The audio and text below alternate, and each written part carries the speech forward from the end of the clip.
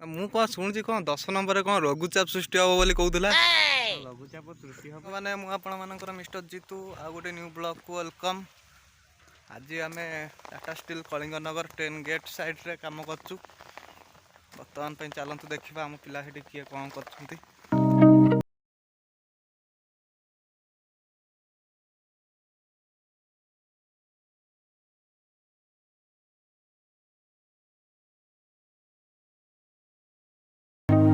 ଏପଟେ ଆମ ପିଲା ପାଣି ଦେଉଛନ୍ତି।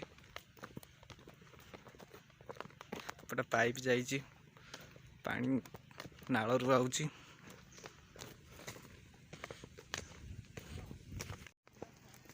ବର୍ତ୍ତମାନ ପାଇଁ ଆମ ସୁପରଭାଇଜର ଯିଏକି ବାବର ଆଜମ, ସେ ଗୋଟେ ଇନଫର୍ମ ବ୍ୟାଟ୍ସମ୍ୟାନ୍ ପାକିସ୍ତାନର, କିନ୍ତୁ ଆସିକି କ'ଣ କରିବ ଅତି ଦୁଃଖର ସହ ଆମ ଇଲାକାରେ ଆସିକି ସୁପରଭାଇଜିଂ କରୁଛନ୍ତି।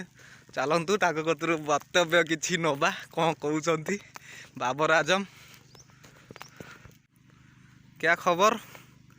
ଆପଣ ପାକିସ୍ତାନ ଭଳିଆ ଜାଗା ଛାଡ଼ିକି ଆପଣ କାହିଁକି ଟାଟା ଷ୍ଟିଲ୍ରେ ଆସିକି ଜବ୍ କରିବାକୁ ଚାହିଁଲେ?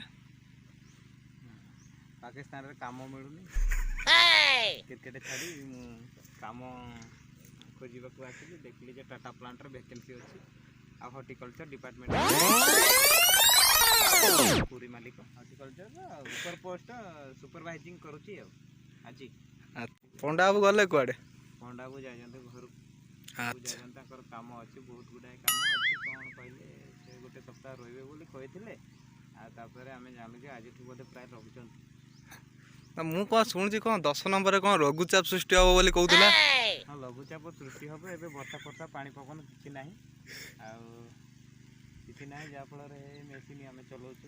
ସେପଟେ ଦେଖେଇବେ କ୍ୟାମେରାଟା ଟିକେ, ସେଇପଟେ ମେସିନ୍ ଚଲାଉଛୁ, ଗଛ ଫଛ ଲଗା ହେଉଛି, ବୃକ୍ଷରୋପଣ କରାହେଉଛି। ଆଚ୍ଛା। ଆଉ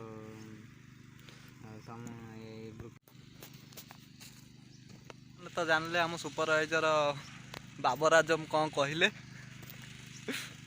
ଚାଲନ୍ତୁ ଦେଖିବା, ଏଇଠି ମଟର ଚାଲିଛି, କେମିତିଆ ପାଣି ଅଛି କ'ଣ ଅଛି ଦେଖିବା। ବର୍ତ୍ତମାନ ଏଇଠି ମଟର ଚାଲିଛି, ଏଇ ନାଳରୁ ପାଣି ଦିଆହେଉଛି। Honda machine.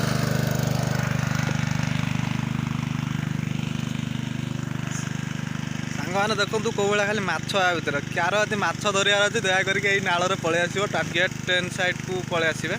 ମାଛ ମାନେ ରୋହିଠୁ ନେଇକି ଭାକୁର, ଇଲିଶି ସବୁ ପ୍ରକାର ଅଛି। ଏଠି ଆମର ପାଇପ୍ରେ ଶୁଖା ହେଉଛି ପାଣି, କିନ୍ତୁ ଅତି ଦୁର୍ଭାଗ୍ୟର ସହ ଆମେ ଶୁଖାଇ ପାରୁନି। ଆମେ ଭାବୁ ଶୁଖେଇ ଗଲେ ଆମେ ଖାଇବୁ ବୋଲିକି, କିନ୍ତୁ ଅତି ଦୁଃଖର ସହ କହିବାକୁ ପଡ଼ୁଛି। ଆଉ